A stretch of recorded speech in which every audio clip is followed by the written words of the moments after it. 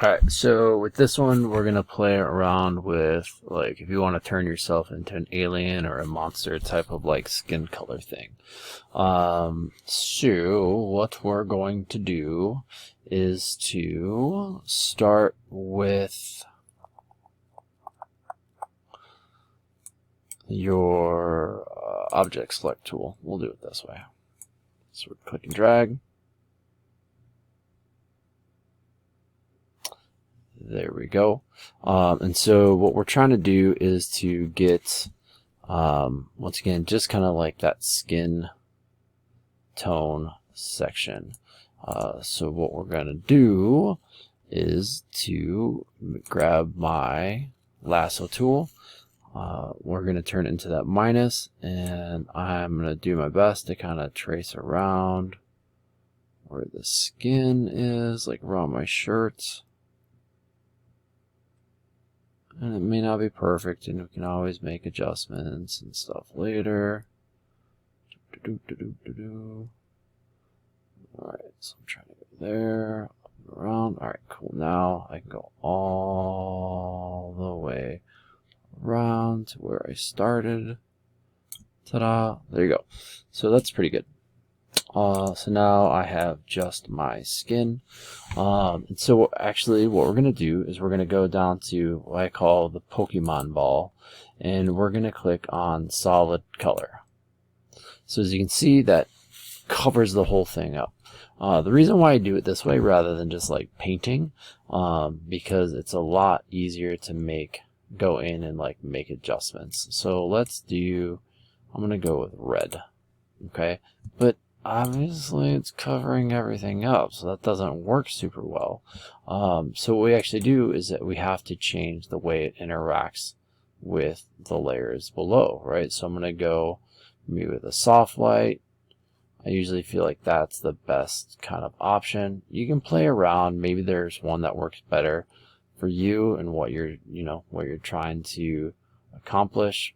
Usually, I think soft light or an overlay is my best option. I'm going to go with, I don't know, just to mix it up. Let's do a multiply. I'm actually going to bring my opacity of that down just a little bit. And the thing that's nice about this, as always, it is a mask, right? And it's non-destructive. Obviously this doesn't work super well because I have eyeballs that I want to actually have white, right? So that's going to help make it look a little bit more realistic. So we're going to get in close. We're going to click on our masking layer right over here. What's black is invisible, what's white is visible. All right. So I'm going to go to my brush, get white.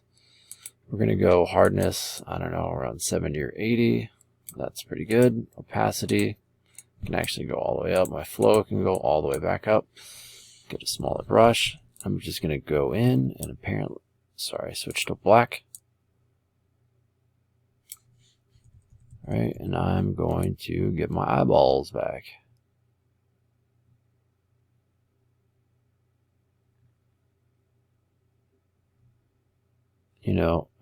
With this, honestly, I would go in and also do my glasses.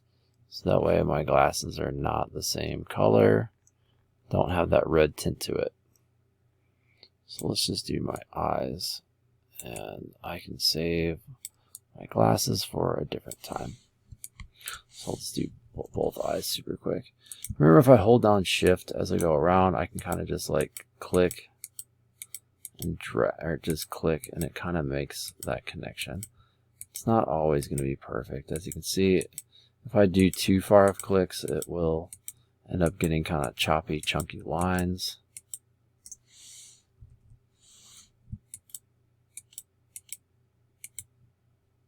Look kind of gross, right? And then maybe now I'll kind of go back in and clean some of those edges up a little bit.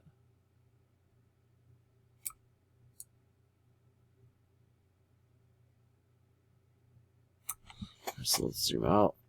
That's disturbing, right? But I could always go back and be like, oh, you know what? Maybe I want a soft light instead. You know, and maybe I don't like this color. That's why we're doing it this way, so I can actually adjust it. Maybe I want to go blue or a green. And it's way easier to kind of go in and make those adjustments this way.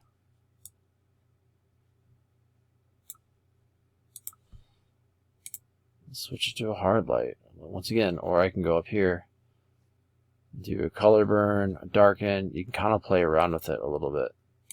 That's pretty good. That's pretty gross looking. Let's stick with that. If that doesn't keep you up, I don't know, at night, I don't know what does.